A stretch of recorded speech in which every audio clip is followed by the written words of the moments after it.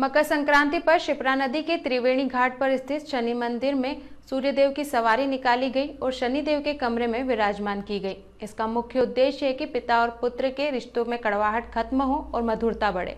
उज्जैन धार्मिक नगरी होने के नाते यहाँ हर त्योहार को बड़ी धूमधाम से मनाया जाता है और मकर संक्रांति तो अंग्रेजी नववर्ष के हिसाब से साल का सबसे पहला व शास्त्रों के हिसाब से सबसे बड़ा पर्व है।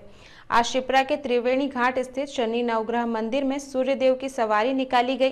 सवारी को शनिदेव के कमरे में विराजमान किया गया, जिसका मुख्य उद्देश्य केवल यह था कि पिता पुत्र शनि सूर्य के रिश्तों में कड़वाहट खत्म हो और मधुरता बढ़े और यही संदेश समाज को मिले।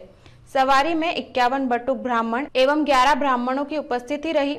सवारी के बाद मंगलनाथ महाकाल शनि मंदिर के पंडितों द्वारा हवन सूर्य शनि के मंत्रों के साथ ही प्रसादी वितरण किया गया। पंडित कृष्णा मिश्रा ने मीडिया से चर्चा के दौरान अधिक जानकारी देते हुए कहा कि आज के दिन विशेष पर्व मकर संक्रांति मनाया जाता है। सूर्य हर महाराशि बदलते हैं और प्रवेश करते हैं।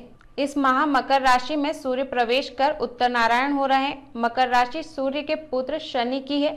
30 सालों बाद ये सौभाग्य है कि शनिदेव स्वयं विराजमान है अपने पिता के स्वागत के लिए।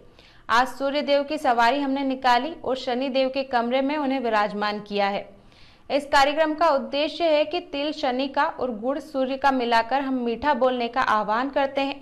शास्त्रों के अनुसार पिता पुत्र में दुश्मनी है तो हम रिश्तों में मधुरता बढ़ाने के लिए यह कार्यक्रम आयोजित करते हैं। मकर संक्रांति पर दान का महत्व है, लेकिन अपने समय का दान रिश्तों को दीजिए, जिससे सारे ग्रह अपने सामने नतमस्तक होंगे और रिश्तों को महत्व देना ही हमारे कार्यक्रम का मुख्य उद्देश्य है।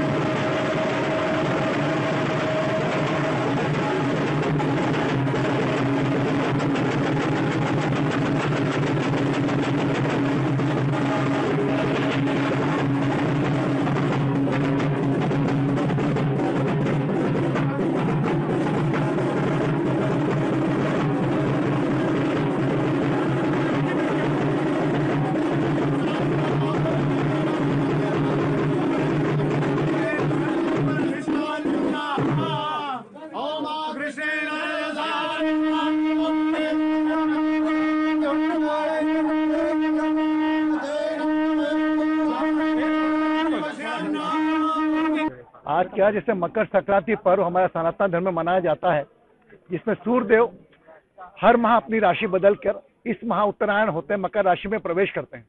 मकर राशि उनके पुत्र की है और आज बड़ा सौभाग्य का दिन है 14 जनवरी 2021 को, ताकि शनिदेव स्वयं 30 साल बाद विराजित हैं अपने पिता के स्वागत में। तो इस कार्यक्रम से माध्यम से ये सूर्यदेव की सवारी हमने निकाली और शनिदेव के कमरे में विराजित करी। इस सवारी के माध्यम से हमारा उद्देश्य यह है कि जिस प्रकार तिल शनि का सूर्य गुड़ का मिलाकर हम मीठा मीठा बोलने का आह्वान करते हैं, उसी प्रकार जिस प्रकार ज्योतिष शास्त्र में कहा है कि सूर्य और शनि दुश्मन है, इससे हल्के रिश्तों में मधुरता है, पिता पुत्र के संबंधों में मधुरता है, हर रिश्तों को महत्व है।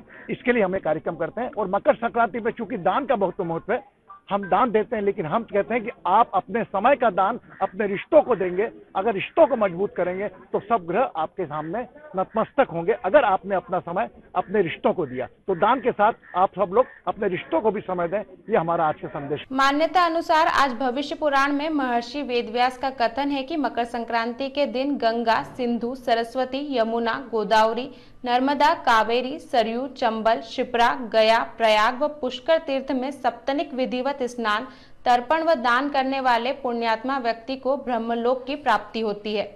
और इन्हीं बातों को ध्यान में रखते हुए हजारों लाखों श्रद्धालु हर वर्ष उज्जैन पहुंचकर आस्था की डुबकी मां शिप्रा में लगाते हैं। वहीं रिश्तों की बात की जाए तो सूर्य और शनि में मधुरता बढ़ाने के लिए भी आज जगह जगह हवन पूजन किए जा रहे हैं। वैसे तो सभी त्योहार पर्व का महत्व है, लेकिन कालगणना की नगरी होने के कारण से मकर संक्रांति अर्थात आज से हिंदू शास्त्र के हिसाब से उत्तरायण चालू होता है, दक्षिणायन समाप्त होता है। तो कालगणना में हमारे वर्ष के अगर हिस्से करें तो एक वर्ष के 6 माह के हिस्से होते हैं, उत्तरायण और दक्षिणायन।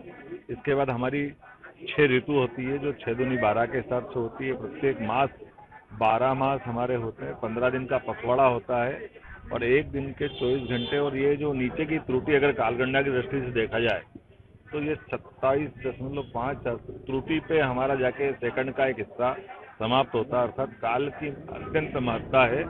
जीवन में जन्म से लेकर मृत्यु तक का परमात्मा ने सबका काल नियत किया है। इसलिए उस काल में हमसे जितना बन सके उतना अच्छा करने के लिए मकर संक्रांति के पर्व का महत्व होता है। क्षिप्रा के किनारे पूजा पाठ करके हमने ये अपने कार्यकर्ताओं के साथ ये आनंद लिया है। कल से दान धर्म, सवेरे गौशाला में गौ की सेवा, ये लगातार कर्म जारी है। पूरा नगर उल्लास और वातावरण में आनंद महसूस कर रहा है। पूरे देश में हिंदू धर्म के हिसाब से अब कोरोना का काल समाप्त हुआ तो उत्साह उमंग बना है।